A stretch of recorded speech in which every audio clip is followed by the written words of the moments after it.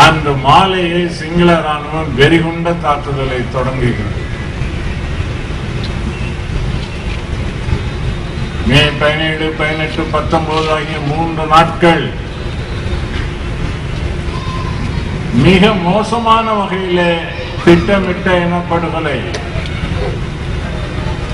விமானங்கள் மூலம் குண்டு வீச்சு, அதே போல பீரங்கிகள் மூலம் குண்டு மழை பொழியப்படுகிறது.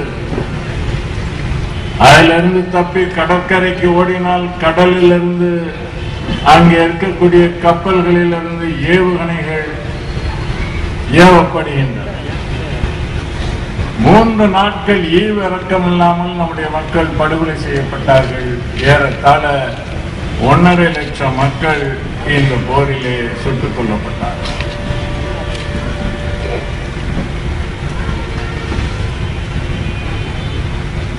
உலகத்தின் எந்த பகுதியிலும் இவ்வளவு குறுகிய நாட்களில் இவ்வளவு பேர் செத்ததில்லை. மிக மோசமான படுகொலை. 3000 ஆண்டு காலத்திற்கு மேற்பட்ட தமிழர் வரலாற்றில் இப்படி ஒரு இழப்பு தமிழினத்துக்கு ஏற்பட்டதே இல்லை. அந்த அளவுக்கு மிகப்பெரிய இழப்பை நாம் ஓராண்டு காலத்திற்கு முன்னாலே சந்தித்தோம். முன்னாலே வீசிய நண்பர்கள் எல்லாம் சுட்டி காட்டினார்கள் எவ்வளவு கொடுமையாக சிங்கள ராணுவம் நடந்து கொண்டது என்பதை பற்றி சொன்னார்கள். உலகம் பூராவும் ஒன்றாக கருதியவன் தமிழன். யாதும் ஊரே யாவரும் கேளீர் என்று உரிமை பாராட்டியவன் நம்முடைய தமிழன். உலகத்தில் எந்த ஊரா இருந்தாலும் என்னுடைய ஊர், எந்த இனமாக இருந்தாலும் அவர்கள் எல்லாம் என்னுடைய உறவினர்கள் என்று சொன்னவன் தமிழன். ஆனால் முள்ளிவாய்க்கால் பகுதியிலே தமிழர்கள் வதைக்கப்பட்ட போது உலகம் ஏன் என்று கேட்கவில்லை. ஒரு நாடு கூட நமக்காக குரல் கொடுக்கவில்லை. ஓராண்டு காலம் அடிந்த பின்னாலும் கூட ஐநா பேரவை அறிக்கைகள் விட்டுக் கொண்டிருக்கிறது தவிர உருப்படியான நடவடிக்கை எதையும் எடுக்கவில்லை.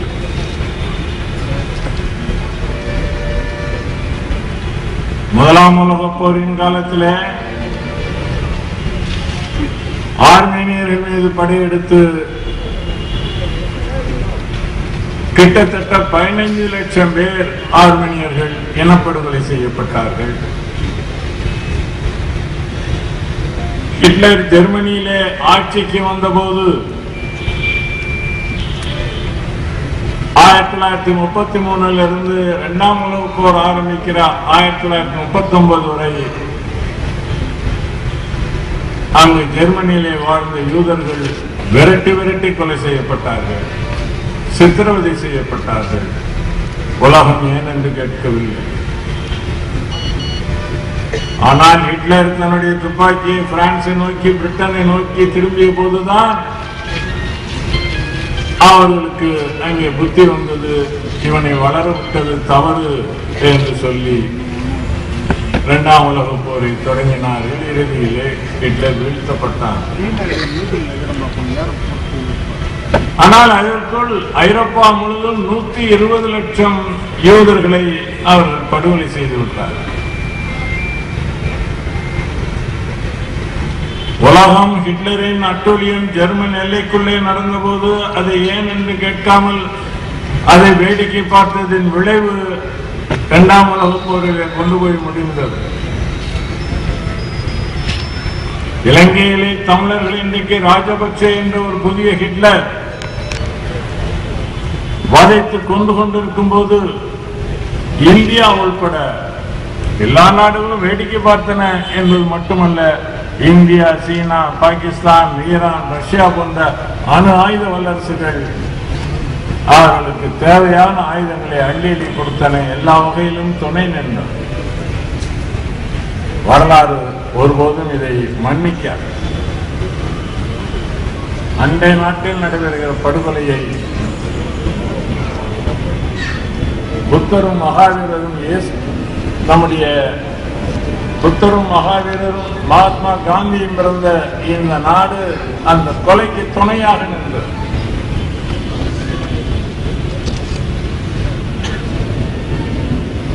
அயர்லாந்திலே டப்ளினில் நடைபெற்ற இலங்கைக்கான மக்கள் தீர்ப்பாயம் 3 நாட்கள் விசாரணை நடத்தி அந்த விசாரணை முடிவில் மிக பயங்கரமான உண்மைகளை கொண்டு வந்திருக்கிறது. யுத்த குற்றவாளிகளாக ராஜபக்சேயும் அதே போல தளபதியாக இருந்த பொன்சேகாவும் விசாரிக்கப்பட வேண்டும் என்று அது சொல்லி இருக்கிறது. மக்கள் தீர்ப்பாயம் அளித்த இந்த தீர்ப்புக்கு பின்னால் கூட உலக நாடுகள் அதிலே நடவடிக்கை எடுக்க தவறுகின்றன. அதன் விளைவு என்ன ஆகி போகிறது? ஒரு ஹிட்லரை வளரவிட்டதன் விளைவாக ஐரோப்பாவே பற்றி எரிந்தது. இன்றைக்கு ராஜபக்சேயின் விளைவாக ராஜபக்சேயை வளர்த்துவிட்ட இந்தியா, சீனா போன்ற நாடுகளின் விளைவாக இன்றைக்கு தென்னாசியா பற்றி எரிய போகும் நாள் அதிக தூரத்தில் இல்லை.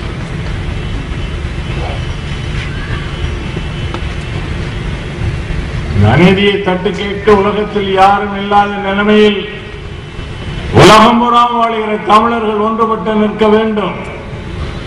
குறிப்பாக தமிழ்நாட்டிலே வாழ்கிற 6.5 கோடி தமிழ் மக்களும் ஒன்றுபட்டு நின்று நம்முடைய சகோதர மக்களுக்காக நாம் குரல் கொடுத்தால் ஒழிய அவர்களுக்கு விடிவு வரப்போவதில்லை.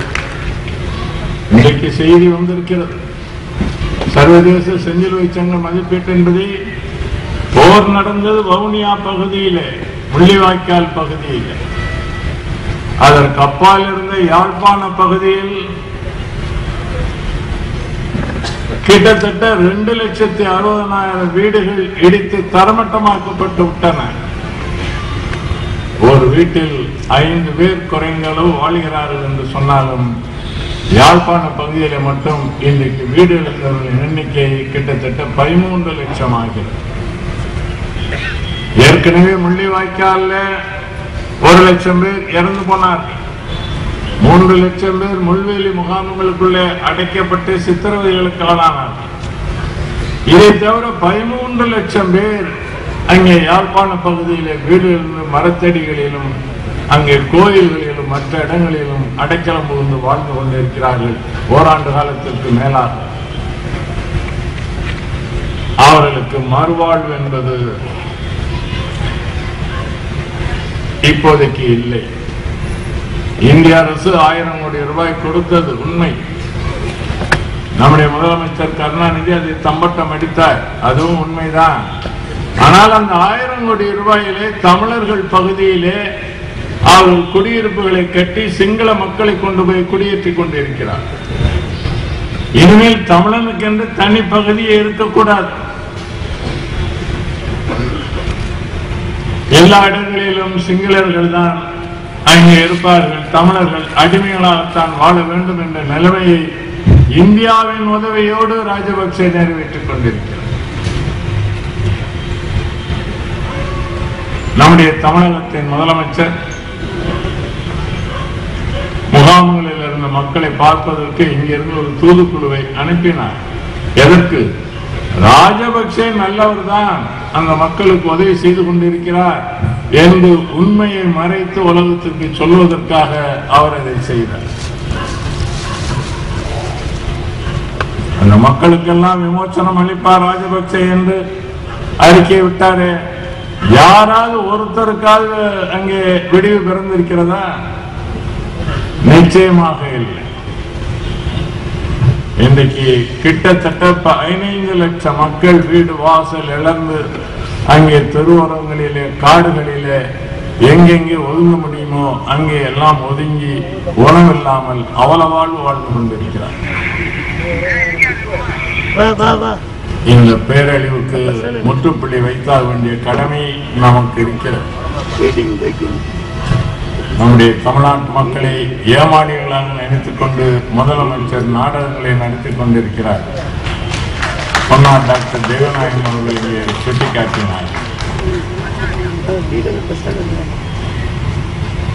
அண்மையிலே தமிழீழ தேசிய தலைவர் பிரபாகரனை பெற்றெடுத்த தாய் 81 வயதாகிற அந்த மூதாட்டி அங்கிருந்து